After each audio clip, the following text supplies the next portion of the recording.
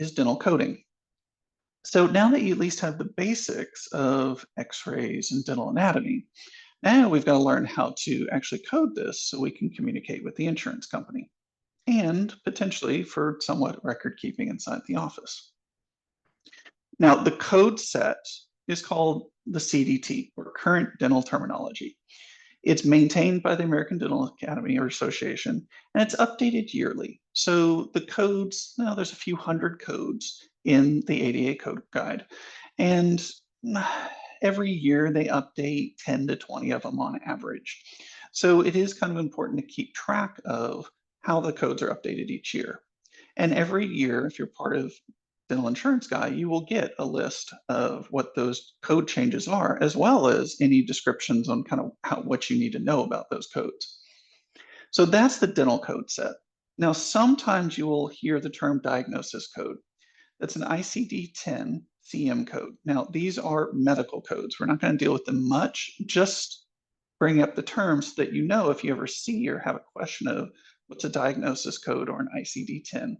These are the medical codes. They're not used in dentistry really much yet.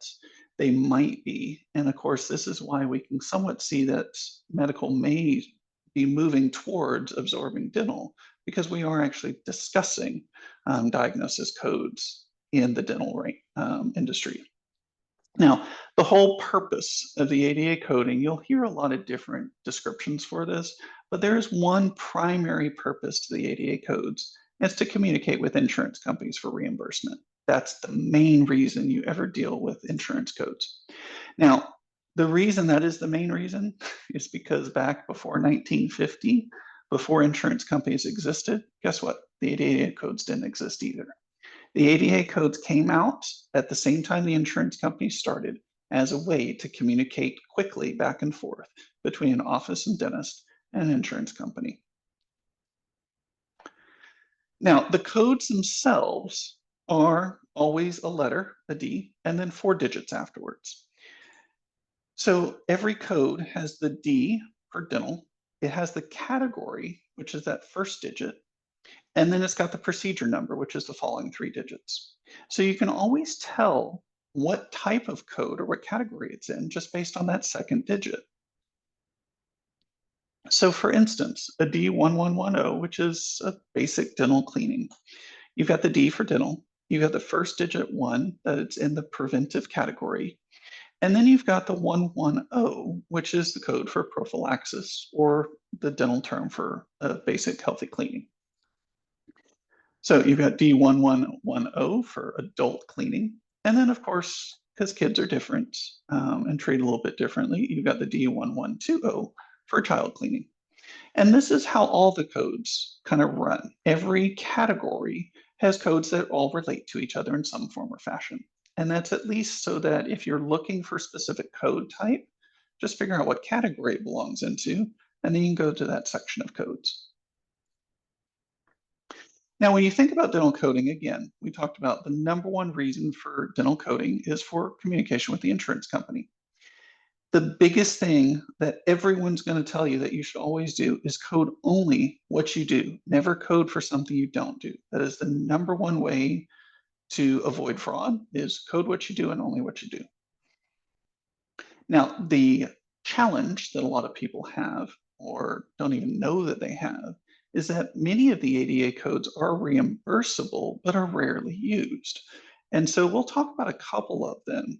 But the main thing is it's important to know all the codes, because sometimes offices are doing things that they're not billing for, and therefore they're losing out money for themselves and the patient because they just don't know the codes. So the whole point is to go learn all the codes, at least for the categories of treatment that your office provides.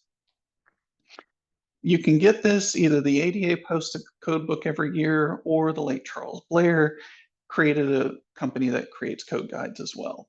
Either way, at least get one in the office. Do you need it every year? It's up to you. But at least one every few years is super important, just so you know what's there and so that you code correctly. Now, exams, kind of the most basic thing we do in dentistry, the thing we have to do first for patients is figure out what's going on and what's needed. Now, the exam codes, there's quite a few of them, and they all have different purposes. So you've got your 0120, your basic periodic exam. That's kind of your routine care patient. You check them, you've already seen them before, they have no major problems. That's basically what it is. You've got your limited exams, your comprehensive exams, your reevals, and what sometimes is mislabeled is the palliative code. Now, a few things that people commonly mistake on exams is one, what is a new patient? Now, every new patient will have a comprehensive exam if you're looking at doing comprehensive treatment. Now, they can come in as emergency and have something different, but if they're coming in for hygiene or for large treatment or anything as such, you're going to have a comprehensive exam code. Now, that's the 0150 for basically a full exam on a patient that's healthy, or an 0180, which is a full exam on a patient that has some form of periodontal disease. Now, the biggest kind of mistake people have with this is these codes are not new patient only codes. If you notice, the code itself, this description straight out of the ADA code guide, is new or established patient. So really what this is a comprehensive exam, meaning an exam for everything in the mouth, your joints, your soft tissue, your hard tissue, cancer screenings, all of it, periodontal charting, if the patient's an adult. The big difference between them and the biggest mistake offices make is not using the 0180 code correctly. So the only difference between these two codes is 0150 is a full exam on a healthy patient. 0180 is a full exam on a patient with periodontal disease or high risk for perio. So these codes should often change on your day because when you schedule a new patient, you're probably going to schedule them 0150. And then a lot of times you need to change them to 0180 if you find signs of periodontal disease. The upside of doing this correctly is you actually get paid more for the 0180 code than the 0150. Now, an emergency patient is going to be a little bit different. You're usually seeing emergencies for very problem-focused problems. So you've got the D0180, which is a limited oral evaluation. The thing to think about, which is, again, one of the most common mistakes with coding, is the palliative treatment code, D9110. A lot of people mistakenly use this as an exam code. It's not an exam. All exam codes are in the diagnostic category, the 0,000 section. So all exam codes have a DO, not a D any other number. The 9110 is palliative treatment. It's a treatment code to help relieve pain, which means it should almost always come with an exam, usually the D0140. And if you took an x-ray, it should usually come with the x-ray too. Now, the code itself can't go with much else because it is a treatment, therefore it is kind of mutually exclusive with other treatments, but it is not mutually exclusive with your exam and x-ray. So as just a quick list, and screenshot this if you want, print it somewhere, you've got your periodic exams for routine, healthy, and tooth-focused exams. You've got your limited exams for your problem-focused emergency or limited challenge exams. Again, if you're doing something like looking at someone for orthodontics per se, maybe a limited exam. You're looking at someone for tooth pain, that may be an emergency exam, but both are the D0140. Your 0150 comprehensive oral evaluation is for new patients and existing patients. You're looking at the whole mouth and everything involved with it on someone who has no gum disease, they're healthy. The 0180 is the whole mouth on someone who has periodontal disease or high risk for perio, such as uncontrolled diabetes, smoking, chronic alcohol abuser, one of the above. Your 0170, which is a code rarely used but does have coverage, is your reeval. So if you see someone for, say, periodontal disease and you bring them back 4 to 6 weeks later to eval, that's an 0170.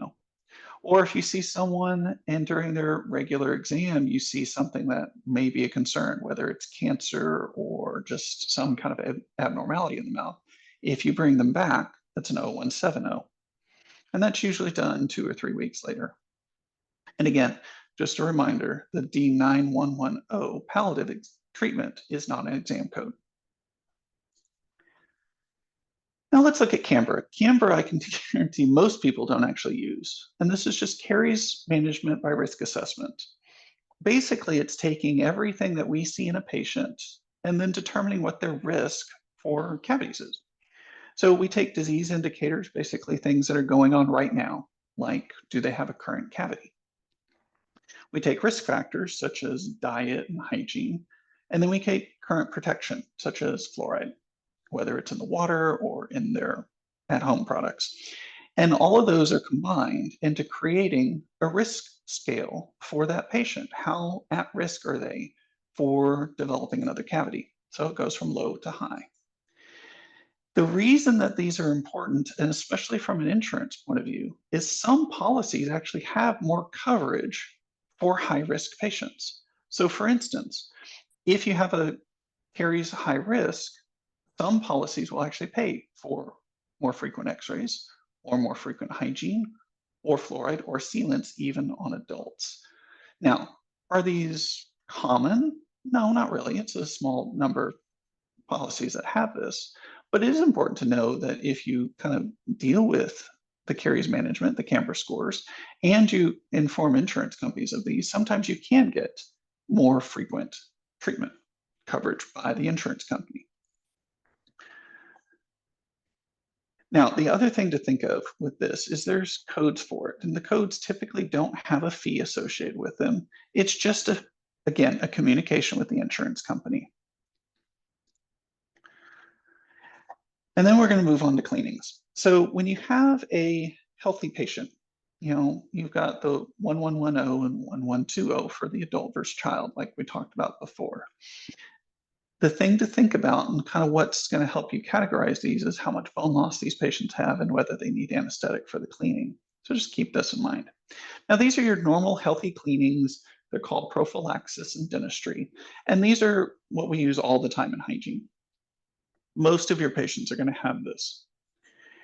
Then you've got the unhealthy cleanings, basically the patients who have either gum problems, swelling and bleeding. So you've got the gingival debridement, 4346, or you've got a full mouth debridement, meaning we can't even see their teeth because they have so much buildup of bacteria on them.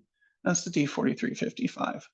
Again, based on the codes themselves, and this is somewhat important for the hygienists and clinicians in the audience, there is no bone loss associated with either of these codes. If you have bone loss, it's a higher code or lower down the list of what we're talking about. From a hygienist point of view, if the patient needs anesthetic, these codes probably are not the right codes either. Because again, these codes mean no bone loss, which means you still don't have C&J involvement or root surface exposure. And therefore, these codes are basically only gingival inflammation or buildup challenges. Another way of looking at this is these codes are going to be semi-common with your population under 25 and going to be often fairly uncommon with your population over 25. And then you have we have gum disease problem patients and codes. So scaling and root planing, which is the dental term for cleaning a gum infection, is 4341 for a full quadrant, meaning 4 teeth or more, and a 4342 for a partial quadrant, meaning 3 teeth or less.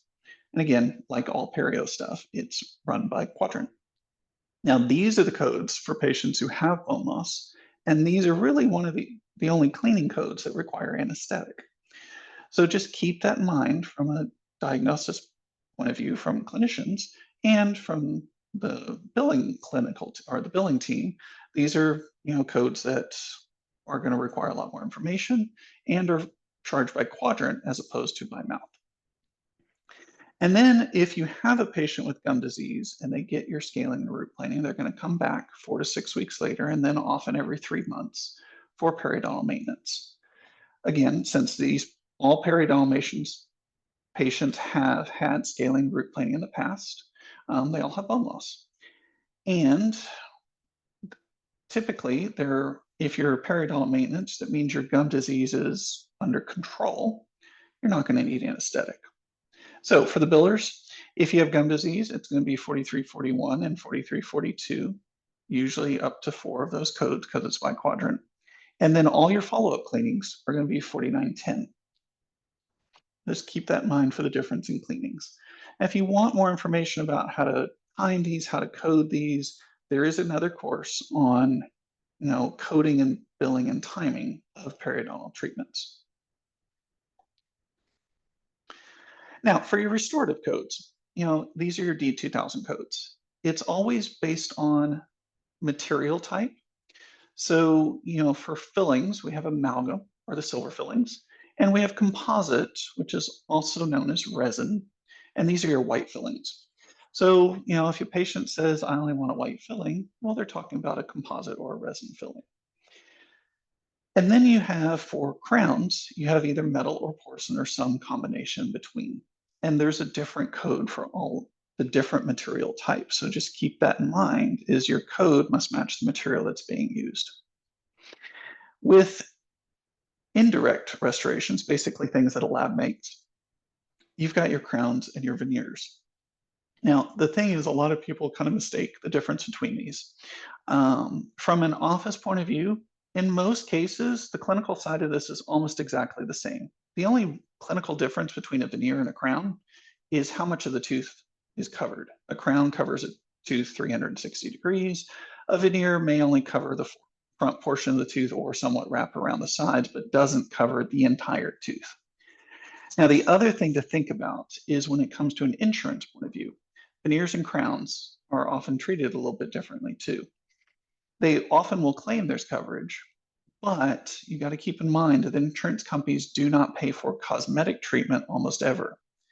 Veneers are not always for cosmetics, but they're commonly for cosmetics. And so when you see a veneer code, you have to ask the clinician, is this for a replacement, like decay around an old veneer? Then it might be covered by insurance.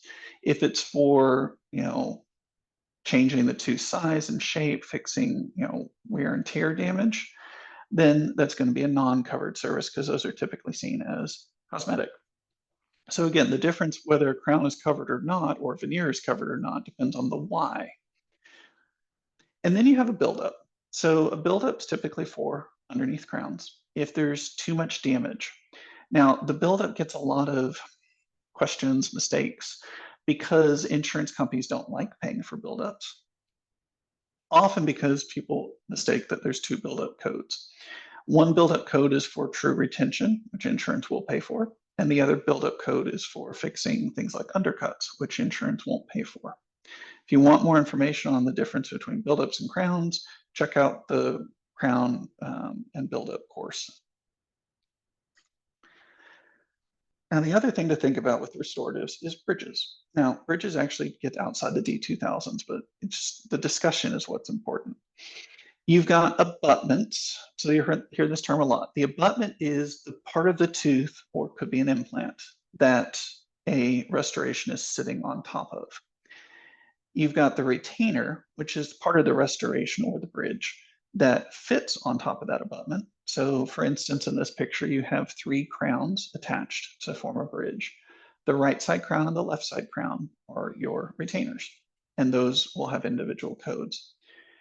All the bridge stuff is actually in the 6000 code set. The pontic is the floating tooth in the middle of this one. So a 3-unit bridge is going to have 1 pontic and 2 retainers. A 4-unit bridge is going to have 2 pontics and 2 retainers. So just keep all that in mind. Now, the other thing to think about is, while they're colloquially called bridges, technically they're actually called fixed partial dentures. You will have a lot of patients that call their bridge a partial denture, and technically they're right because it is a FPD, a fixed partial denture. So just keep in mind that if you have a patient say, I want my denture fixed or my denture broke, that it could be something that's fixed in place like a bridge, or it's something that's removable. Your next code set is for endodontics. Endodontics is your 3000 series code sets. And like we talked about, these are broken up by anterior, premolar, or molar, basically where in the mouth or what tooth you're working on. The other thing that breaks up endodontic codes is whether it's the first time that tooth is treated or whether the tooth has been treated before and needs a retreat.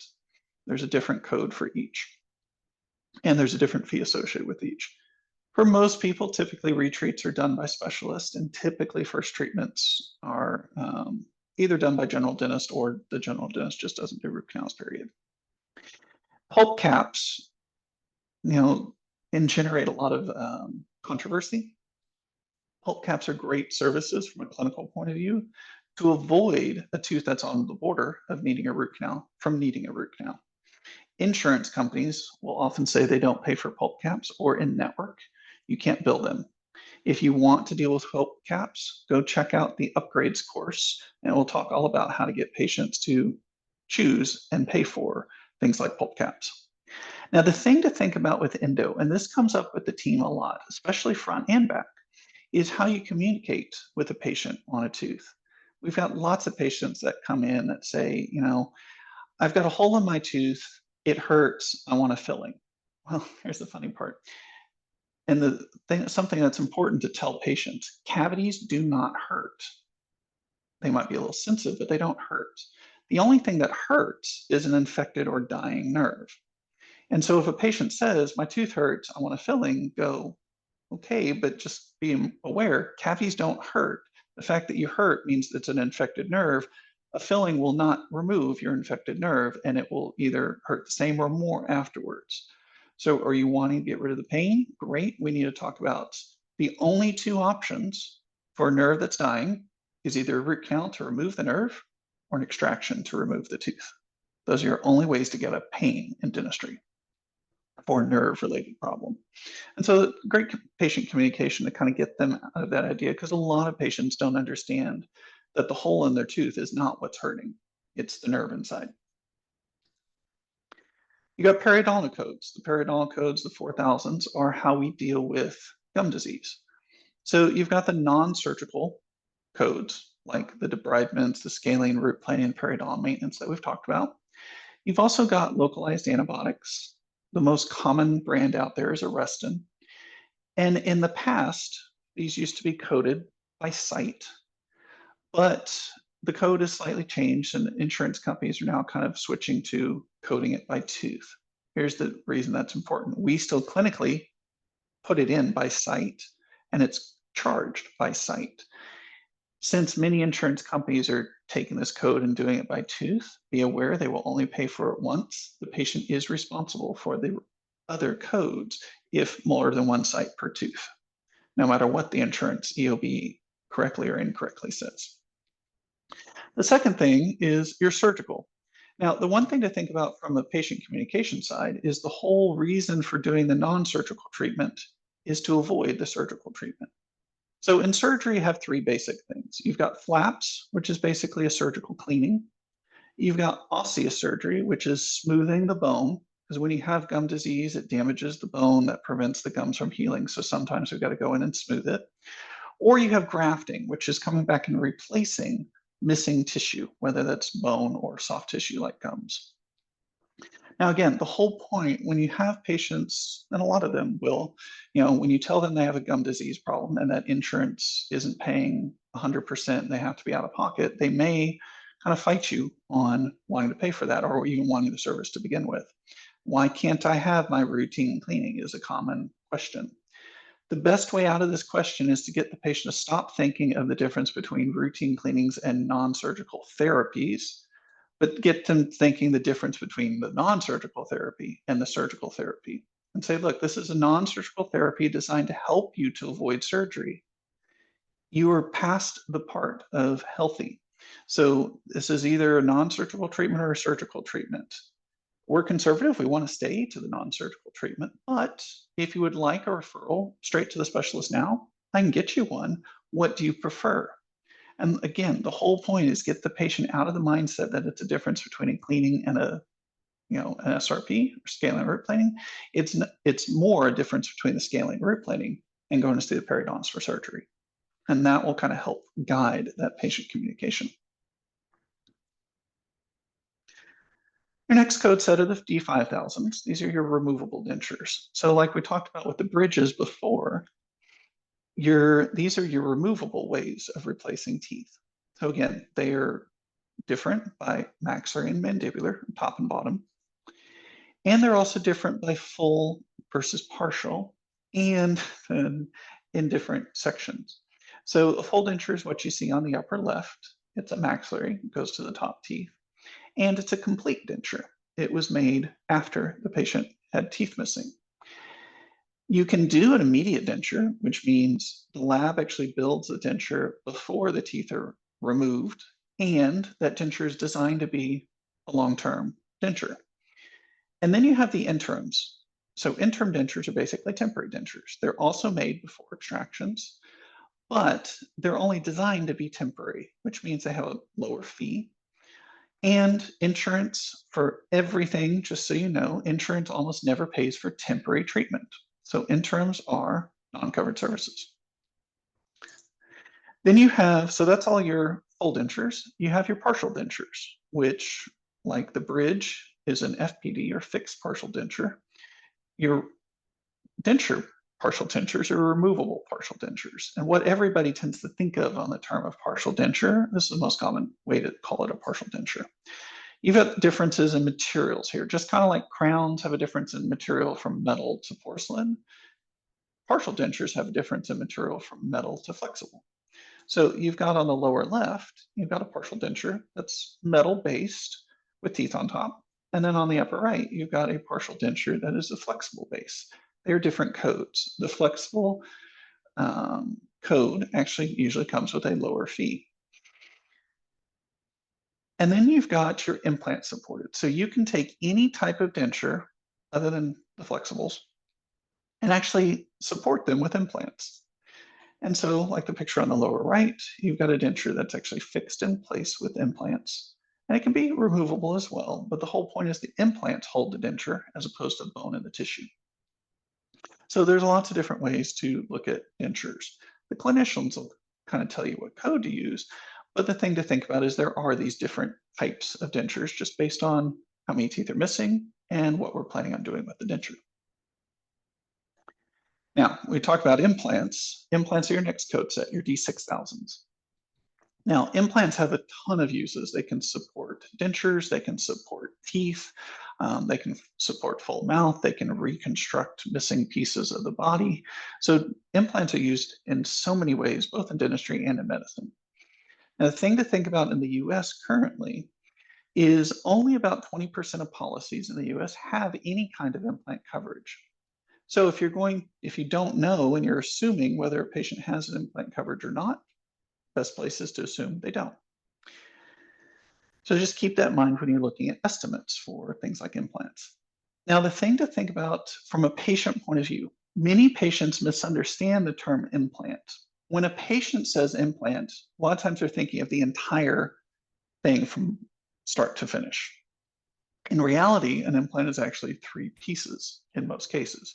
Kind of look on the picture on the upper right, you've got the crown, which is the top portion, or the portion that you're going to see when everything's done. You've got the abutment, which is the connector between that crown and the implant. And then you've got the implant, which is the part that goes into the bone that simulates the tooth's original root. And so you've got the root, you've got the connector, and you've got the crown. These all have different codes, and they're all part of the implant process. You can't really do one without the other. So it is important to realize that if you're presenting to patients something like an implant that has multiple codes, do not itemize out those codes and those fees for the patient, because then they're going to get confused. It happens a lot when a patient goes to a surgeon and says, I want an implant. The surgeon goes, great, it's $2,500. And then your general dentist will make you the crown. Too many patients, because of that, think, oh, great, I paid $2,500, I get the implant now, my general dentist will make the crown, and the total is $2,500. No, I mean, you sort of see where the patient comes across, but that's the problem. So you've got to make sure that if you're giving patients information about these, you either automatically give them the restorative side, if you're not doing the surgery, or if you're doing the surgery, it's ideally just to put all 3 of these together and just tell the patient one fee. Don't break them apart. Basically, don't break anything apart that you can't do separate. Okay, and now you've got your surgery stuff. Your extractions is most of what you're going to use this for. Now, keep in mind there are different levels of extractions. You've got your simple extraction, your 7140, and a lot of us wish they would actually change the term simple because, there's potentially no such thing as a simple extraction. But this is a non-surgical extraction. Basically, we didn't drill to get the tooth out. And then you've got your surgical extraction, the 7210. The biggest misconception between these codes is the 7210 is not a harder extraction. It is not because I'm a specialist. It's got nothing to do with that. It is purely the code demands that you either intentionally removed bone or sectioned, cut the tooth in half or in pieces. It doesn't have to be in half. So if you have intentional bone removal or sectioning, it's a surgical extraction. If you do not have bone removal or sectioning, it's a 7140 or a simple extraction. Doesn't matter if you flapped it, doesn't matter if you use sutures, doesn't matter if you threw a collagen plug in there, it's still a simple extraction. And insurance is really picky on this one. Now, the other thing to think of is because insurance is really picky on it, if you do a surgical extraction, you need to tell them what made it surgical. Did you remove bone? Did you section, or did you do both? That needs to be part of the claim when you send it to the insurance company. Now, when you talk about impacted teeth, typically wisdom teeth, they have different codes. It has nothing to do with how you remove them, although they're almost always removed the same, both removal of bone and sectioning, but it has to do with how impacted they are, how much underneath tissue. So you've got your 7220s that are underneath just soft tissue, your 7230s are underneath a partial amount of bone, and your 7240s are under a full amount of bone. And these are just the differences. Again, you're going to mostly see the impacted teeth codes for wisdom teeth. Now, bone grafts are how we replace bone when a tooth is missing. This creates a lot of challenges because, typically an office will call, ask for a bone graft coverage, and the insurance company representative might be trying to help and say, well, we don't cover the code you asked for, but we cover a bone graft of a different code, and here it is. You cannot mix and match these codes. So this mostly happens when you're doing surgery or implants, extractions or implants. When you ask for bone graft codes, often these aren't covered, but they do cover the 4000 code set. But again, if you remember our discussion, the 4000 code set is a periodontal code. So you've got to keep these in mind, and this is where people can get in trouble. So don't get in trouble. It's as simple as this. Your D4000 codes are your periodontal procedures. You're keeping the tooth. If you're not keeping the tooth, then you cannot use a 4000 code. If you're doing this while you're taking out a tooth, it's a 7000 code. Both the bone graft and the membrane are going to start with the 7. And then if you're doing it during implant placement, then it is a 6000 code, both the bone graft and the membrane. So again, figure out the why you're doing the grafting and membrane, and then you have to use the series or the category of codes that deals with that section. And that's what's going to help avoid fraud and help avoid challenges over time. Now, again, just a reminder, most insurance companies, especially if they don't have implant coverage, will not cover the 6000, 7000 series of grafting and membrane. And a lot of times they will cover the 4000 series because they're all about saving teeth. And that's just what the policy says. If the tooth is coming out, you cannot use a 4000 series code. All right, orthodontics. Orthodontics are 8000 series. And again, it can be a variety of things. So you've got your limited, meaning you're not moving every tooth, or your comprehensive, where you're dealing with the whole mouth. You can have your stage, which is primary for your baby teeth, transitional, meaning they have baby and permanent teeth, adolescent, all their baby teeth are gone, but not all their permanent teeth are in, and then you have adult, where all the adult teeth are in. So the codes change based on the stage. Now, another common challenge with the ortho side is what's appliance therapy. Appliance therapy, by code definition, is only basically for kids, for tongue thrusting or thumb sucking. This is not for moving teeth. This is for basically the prevention of teeth moving in a bad position due to the tongue or the thumb. Sometimes, most insurance companies, when you bill out orthodontics, will just pay you on a regular basis, and it's preset and it's based on the company. Occasionally, the companies will want periodic updates of what you're doing, which is the 8670 code. But again, most companies do not want this code sent. So it's just something to make sure to ask to every company once, because they'll all do it the same way within the same company, if they want this code sent or not. Keep in mind with retainers. Retainers, from an insurance point of view, are included with the original treatment. So insurance will pay for orthodontics. They will not pay for the retainer separately. If you're in network and you want to do retainers that cost more, you need to look at it as an upgrade. So go look at the upgrades course on the DIG site. Same thing for removal and repairs. All removal and repairs are considered inclusive with treatment. If you were the same office and in network, you're pretty much told you can't charge for these. If you're a different office than did the original treatment, you can charge for them, but just keep in mind insurance in most cases won't pay for them because again, the insurance company sees it as inclusive of the original treatment. So for instance, the example that comes up often with this is if a patient got braces and for whatever reason left that orthodontist, but didn't get their braces off. And now they show up at your office, whether ortho or general, and they still have their brackets on and they just want them off. There's a code for removal, but it's a patient code. The patient has to pay for it. I wouldn't even involve insurance. Again, because insurance is not going to look at it as an insurance prerogative. So this, again, comes back to that whole idea of not every code within the ADA codes is covered by insurance. You've got your sedation codes. So as you can imagine, not everybody loves dentistry or having dentistry done. So there's lots of ways we can help patients to have a better experience. You've got nitrous or laughing gas, which most people kind of have heard the term before of laughing gas. It's basically like getting tipsy. You know, having a couple drinks of alcohol makes life easier, kind of reduces the anxiety, but patients are still awake and can go home like normal. You've got the non-IV sedation, which is basically taking medications by mouth to put you in a sedation state where you may or may not sleep, but in most cases you don't remember much. Then you have your IV sedation, sticking a needle in your arm or leg to put you to sleep. And then you have deep sedation, which is kind of taking you into that deeper sleep. All of these have different codes. Now, the thing to think about with the codes is they're charged a little bit differently.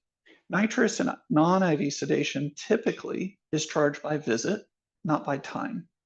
Your IV sedation and deep sedation codes are charged by every 15-minute interval.